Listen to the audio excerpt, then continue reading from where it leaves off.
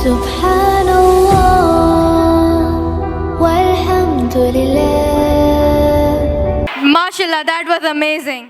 Haya or modesty is a true ornament of faith. It reflects purity not only in our heart but also in our dress and action. Yes, true. Haya gives us dignity. It teaches us self-respect and reminds us who we are. In today's world, confidence is often mistaken for boldness. Real beauty still lies within modesty. Please welcome Sumaya Iraqi, who will share her few thoughts on Haya. Don't give up. Shifa, don't give up. Assalamu alaikum wa rahmatullahi wa barakatuh. Dear sisters and brothers, ابو داود میں ایک حدیث آتی ہے جہاں نبی کریم صلی اللہ علیہ وسلم فرماتے ہیں کہ ہر دین کا ایک مزاج ہوتا ہے. اسلام کا مزاج حیا ہے. اسلام میں حیا کی بات سن کر عام طور پر پہلی چیز ہمارے ذہنوں میں کیا آتی ہے؟ یا اللہ، برقعے کی بات پھر آ گئی. یس، حیا encompasses that and much more. آپ نے اکثر روشنی کی کرن تو دیکھی ہی ہوگی. کس رنگ کی ہوتی ہے؟ سفید. لیکن حقیقت میں اس میں کتنے رنگ ہوتے ہیں؟ بہت سے رنگ، ہے نا؟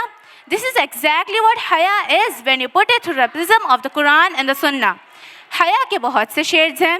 یہ انسان کے اندرونی شخصیت میں بھی ہوتی ہے اور بظاہر حال حلیے میں بھی نظر آتی ہے. حیا is in your speech, it is in your worship, it's in your dressing, and yes, حیا is in all your dealings with people. اور حیا کا تعلق اس کیفیت سے بھی ہے جو انسان کسی غلطی کے بعد ندامت کی شکل میں محسوس کرتا ہے. کیا آپ کے ساتھ بھی یہ ہوا ہے؟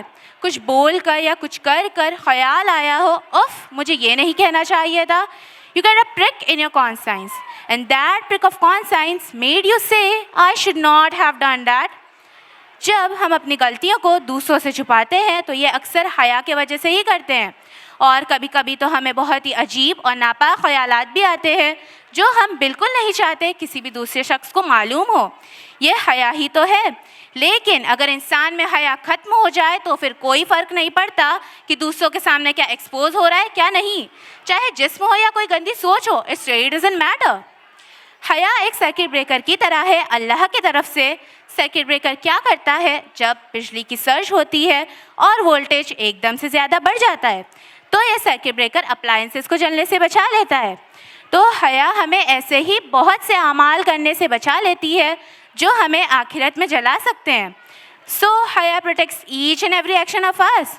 تو یہ ایک one dimensional simple straightforward concept نہیں ہے. It affects each and every area of our life. لیکن افسوس کی بات ہے ہمارے یہ ماڈرن امپورٹڈ کلچر اس قدرتی ان بلڈ حیا کو سپریس کرنے کی کوشش کرتے ہیں. And it's happening all around us.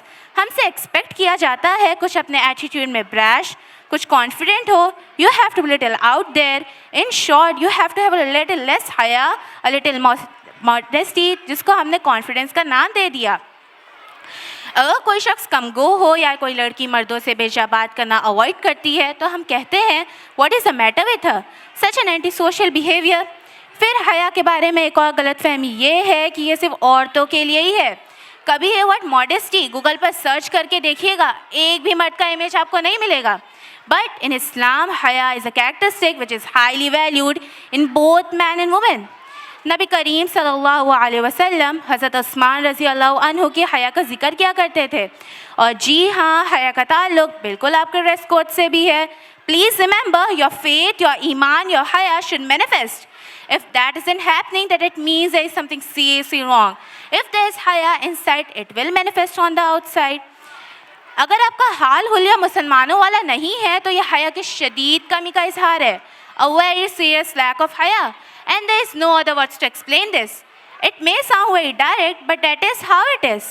Haya in the inside will manifest on the outside. It's not possible that it doesn't.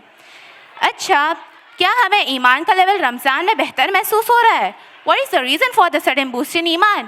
پورا ماحول کنڈوسیو ہے الحمدللہ. Good stuff is happening all around us. نیکی کی طرف دل زیادہ مائل ہوتا ہے اور انسان نیکی کرتا بھی زیادہ ہے تو ہمارے اعمال ہمیں ضرور بتاتے ہیں کہ دل میں ایمان بڑھ رہا ہے کہ نہیں. So it's not possible that you are doing whatever you please and flaunting Allah's command, yet you claim to have great deal of ایمان. اور اللہ سے حیا تو دین کی بنیاد ہے. The first entity that requires حیا is Allah سبحانہ و تعالیٰ. تو ہمیں شرم آنی چاہیے کہ ہم کوئی ایسا کام کریں جو اللہ کو ناپسند ہو. اور خاص طور پر جب ہم اکیلے ہو ہم سب کو اپنے آپ سے یہ پوچھنے کی ضرورت ہے کہ کیا ہم واقعی اللہ کو اپنی زندگیوں سے باہر رکھ سکتے ہیں. اپنے دلوں سے تو اللہ کو ہم نے باہر رکھا ہوا ہے ہی, but can we really keep him out of our life? No, even if someone say that I do not believe in Allah subhanahu wa ta'ala, I am an atheist, he still cannot keep him out of his life. Allah subhanahu wa ta'ala has a right that we show him haya, and the only manifestation of this haya is leading a life and according to stick to the Quran and the Sunnah. May Allah confer all of us with haya